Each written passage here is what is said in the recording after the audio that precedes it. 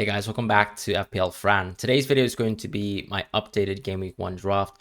I've taken a bit of time to really think about what I would like to incorporate in my Game Week 1 draft, and I have come to a conclusion that I think a rotating structure is actually the best way to start the season out, just given how the fixtures go for certain teams. So for example, Chelsea, as you can see here, is a team that I would like to actually incorporate into my draft as soon as Game Week 1, just because I can anticipate myself bringing in quite a few Chelsea players. Another thing that I was thinking about, of course, is that of all the teams really to suffer from price drops and even some price rises this season, I do think Liverpool were the ones that FPL were potentially the most harsh over in terms of their pricing. And when you compare it to other top teams in the prior year, and then also teams that we expect to do better, like a Chelsea this season, and I think Arsenal is the best example, there just still is too much value between Arsenal and United specifically.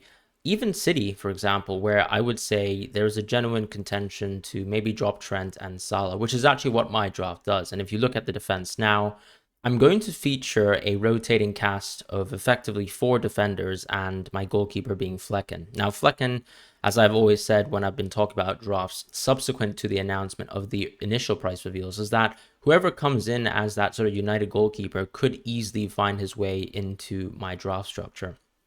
But the reason why I do like 4 defenders is because the early fixtures do really benefit Brighton, but they do actually also subsequently have some pretty harsh fixtures after Game Week 3. Even Game Week 3 could be arguably a tough one just because it's West Ham. And for that reason, I like having a bit of flexibility in terms of going for Chilwell. And the reason why I've gone for Chilwell actually in this situation is simply because we've already heard some rumors that Reece James is having scans on his knee. I mean, yes, of course, this is very likely just precautionary, and Reece James could be fit by Game Week 1. But I don't think there's a huge drop-off between Reece James, the quality of player from the attacking point of view, compared to Chilwell, given that we probably have better expectations for how Chilwell could stay fit, at least for the first few games of the season. So that's kind of my idea on Chilwell versus James. I don't really want to spend a transfer into Reece James or Chilwell later on, simply because I think once you actually have players at this 5.5 price point, let's say I make a call wrong and I actually want to go into Shaw, if for whatever reason I don't have Onana instead of Flecken, then I could simply just move, right, just to someone like Shaw at 5.5. And the previous issue with my first draft was that outside of Trent, there was no one who I could really downgrade into that position. And as you can see here, I've got 2 players at 5.5, and Ruben Diaz is the one here. Just a little bit of a thought in terms of the Man City defenders. I think you need to think about multiple things. Obviously, John Stones is the most exciting player. He's someone who sometimes plays at the midfield position. This was something we saw close to the end of last season. But when you actually look at Stones' minutes towards the end of the season, you'll see that he actually was benched very, very early in games. And I'm not talking 64 minutes, 65 minutes, but rather 54 minutes, even at 45 minutes. And that's because the role he was sort of playing with how dominant City was actually involved a lot of running. And of course, he played this sort of hybrid defensive role and also midfield role. And so because of that, we saw a lot of early substitutions. And I'm kind of worried that starting the season, when City actually were dominating teams, we saw Erling Haaland, for example, when he scored 2 goals, 3 goals early on, he could be actually that early sub at 60 minutes. And I do think that could actually happen to Stones as well if he is to reassume that sort of midfield role. So if that does happen to Stones, then I do actually think Diaz is a bit safer just for making sure that he's actually on the pitch for the full 90 minutes,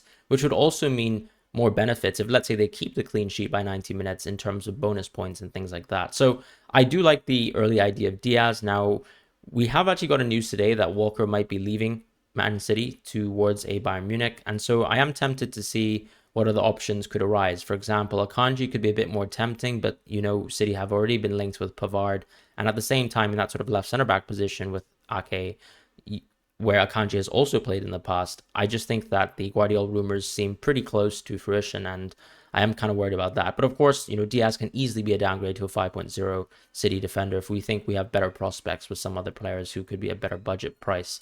As far as Estupiñán, I think him and Gabriel so far have been nailed in all my drafts. I won't really be touching them. I don't see a reason to touch them. Even when we look back at, let's say, the double up of a City of the United plus Arsenal defender, I think Onana and Gabriel is going to be better value than, let's say, Ramsdale and Shaw.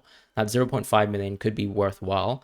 And it's not, for example, like the Ruben Diaz situation where Ruben Diaz actually is the City defender where I think we can guarantee the most minutes at this point in time. So That's the tricky situation. Is that 0.5 better spent elsewhere? In my opinion, it is, just because Gabriel's nailed, Onana's nailed, and Shaw, of course, he's going to have a ceiling, but Gabriel, we know as well, has a great attacking ceiling himself as an attacking defender, at least from the set pieces. So if we move now towards the midfield, you'll see that obviously in Game Week 1, I will be dropping Chilwell. And so Chilwell will find himself on the bench for Game Week 1 and potentially even Game Week 2 as well. So as far as the midfield, we're looking at a 5 midfield formation of Saka, Rashford, Fernandes, Mitoma, and Mbeumo. Let's start with the budget midfielders here, of course.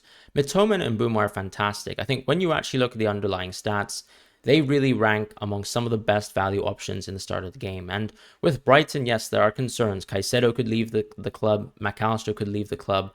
But I have to say that Robert De Zerbi has done fantastic things with this Brighton team and has really elevated this team. When you actually look at the underlying stats compared to when Potter was in charge versus when De Zerbi was in charge, you can see that this Brighton team have markedly improved their attacking output. And one of the players who has been absolutely nailed, barring 1 to 2 benchings, is Mitoma. So I have the faith in Mitoma with his minutes.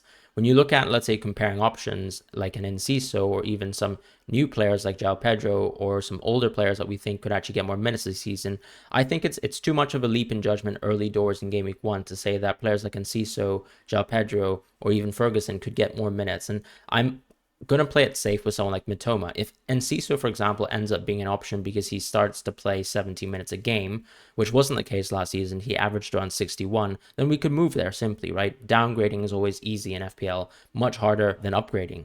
As far as Mbeumo, he actually had very similar stats to a Mitoma or even a March. And so for that reason, I do think with him being on penalties now and Brentford having favorable fixtures from game weeks 1 to 10, there's no reason to ignore Mbeumo. So for that reason, Mbeumo will be 100% nailed in my draft.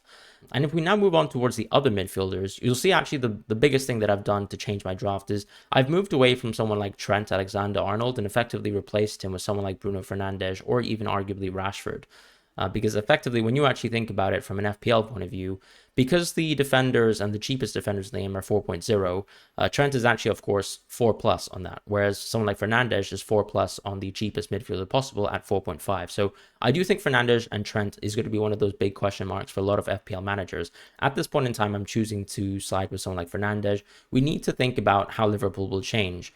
So Bosley will come into the team, McAllister will come into the team. You have some rumored midfield changes as well that could dramatically change Trent's role. I know a lot of hype has been put around Trent in this offseason, but ultimately I do think Fernandes is also set up for a great season himself. The question for him on the counterpart is going to be, what does Mount do to his role? Does Mount play as an attacking 8? Does Bruno move deeper at times? We need to sort of see that in the preseason. So far, we've seen some nice preseason tape from Fernandes training in Portugal, but we'll have to see, of course, what this United team looks like when we see some additional preseason fixtures. I do think early doors, given that Fernandes is most likely going to be on penalties again, no reason for him not to be. Fernandes is still appealing me as an option because United actually have some really, really great early home games. As far as Rashford, he's going to be the option for me. I just think that a lot of people are ignoring how good it is to have someone with such elite expected goals per 90 statistics, right? Because when you think about it, of course, as a midfielder, you get more points for a goal. And the gulf between, let's say, a forward and a midfielder in terms of goal scoring versus assists is so important. So someone at this elite position who really vastly outranks all midfielders in this category in expected goals is huge. You're multiplying that by 5 versus, let's say, the 3 of the assists. So, of course, he is sort of peerless in this category, and I think Rashford is someone who I would love to have in my draft, and having both of them to avoid myself from having to make this 50-50 decision between Rashford and Fernandes, I think is very good. As far as going for Saka, he's, for me, the most logical Arsenal option. We saw him score in a preseason friendly versus Barnet yesterday, and ultimately I absolutely love Saka. He's someone who's going to be on penalties. I don't see him as vastly, let's say, inferior to Odegaard and Martinelli, who had better finishing seasons. But when it comes to the underlying stats, they're very, very similar. And of course, I would back the penalty taker in almost every instance. And given that Saka is the same price as Odegaard, very tempted to go with Saka going forwards. And Arsenal do have some lovely home games. And if you do subscribe to the fact that Saka plays much better at home, you've got that at the start of the season. As far as the forwards now, just to round things out, I'm going to go with Jesus and Haaland, and that hasn't really changed. You can see, obviously, I've made sure that there is a priority here to go for triple Arsenal. I do think Jesus is better value than Odegaard and even Martinelli, just because I expect him to actually start most of the games, whereas Martinelli could easily be dropped in some games. We know that Trossard and Havertz could be playing that left center mid role, but they could also steal a bit of minutes from some other players. We know, of course, Nketiah could steal minutes from Jesus, but in terms of starts close to the back half of last season, Martinelli was dropped once or twice, whereas Jesus really wasn't. So that's a huge plus for Jesus compared to Martinelli, and ultimately I would like that cost saving of 0.5 versus Odegaard. Plus, I don't really want to play a 4-5-1 template.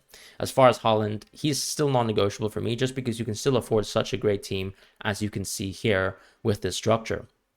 The most important thing with this draft is to think about, okay, so I've got someone like Chilwell at 5.5, and what can I do with it? How does game week 1 to 6 or even game weeks 1 to 8 or 10 look? And so that's what we're going to look at right now. So I'm actually now on the Fantasy Football Hub website. The link is in the description below for the My Team tool. Effectively, this tool just rates how strong your Game Week 1 draft is, not only for Game Week 1, but specifically between, let's say, Game Weeks 1 to Game Weeks 8 or Game Weeks 1 to 6, which is what I'm going to be specifically looking at right now. I think this is perfect because this tool sort of makes sure that you're accommodating for the short term, the medium term, and potentially the long term as well. But I've actually cooked up a 99% rated draft, so I'm pretty proud of it. We'll see how the draft gets optimized. As far as game week 1, as you can see, Chilwell sits on the bench. Botman also sits on the bench as described. Botman actually has a pretty good Aston Villa fixture, but still much worse than Estupiñán, Gabriel, and Ruben. And actually, the recurring theme for this draft is that you'll see that I'm just basically rotating the defenders around, making sure that there's no bad weeks early on. Game week 2, what happens here? We have Chilwell first bench, Botman second bench, nothing really dramatically changing. No 50-50 decisions to make. Clearly, the midfield and the forwards are still very, very strong week to week. And then game week 3, this is where we have Chilwell finally taking Estupiñán out of the draft. The 50-50 decision here is actually just going to be between Gabriel and Estupiñán. It's Estupiñán at home versus West Ham versus Gabriel at home versus Fulham. I'd probably still back Arsenal here because I do think there's still a slightly stronger defense than this Brighton team. But if you're very scared about, let's say, Estupiñán's attacking returns, completely understand going for Estupiñán. And there's no real wrong things to do here. You probably also have 2 transfers at this point, so maybe the draft can be further improved. As far as game week 4, once again, a 100% rating on this draft, so really, really strong. Estupiñán benched once again. You might have to make that 50-50 call between, let's say, Gabriel and Estupiñán. I'd probably actually just back Brighton versus Newcastle at home as opposed to an Arsenal team that I do think will probably concede to United. So maybe I'll change there, but still very, very strong at this point in time.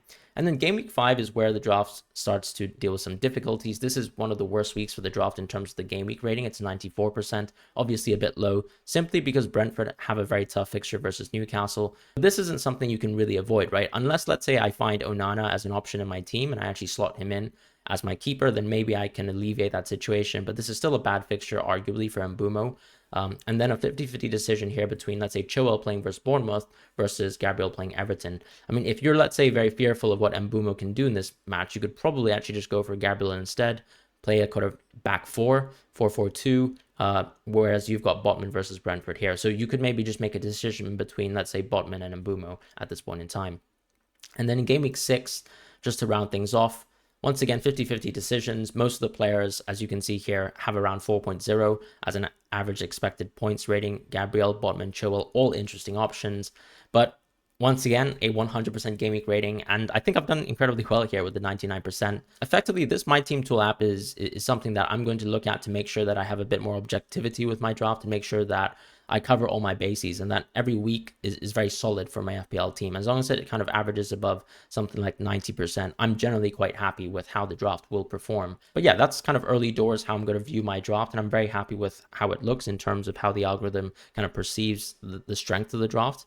And if we actually just quickly go back towards that sort of final draft screen, I'd like to know your thoughts on this draft. No Trent, no Salah. Is that something you think is going to be very perilous? Are you scared about game week 2 not captaining a Liverpool player there? That's obviously one of the biggest things of the draft, right? Because in game week 2, you'll have to make that decision where you just captain Haaland versus Newcastle. It's at home though, because it's versus Newcastle at the Etihad. And I do think Man City are so good at the Etihad. I would know because I'm a Real Madrid fan, watching them absolutely crush us there when we played the second leg match in the Champions League. But those are my early thoughts in terms of my draft. I think it's still well-rounded. I understand that I'm going to lose Trent, but as discussed, of course, I think at this point in time, rating Fernandes just a bit higher than Trent and expecting him to do well, considering that he's on penalties and there's some kind of question marks for both players. Let me know your thoughts in the comments. Please like and subscribe as well. And thank you guys so much for watching, and I'll see you guys in the next video.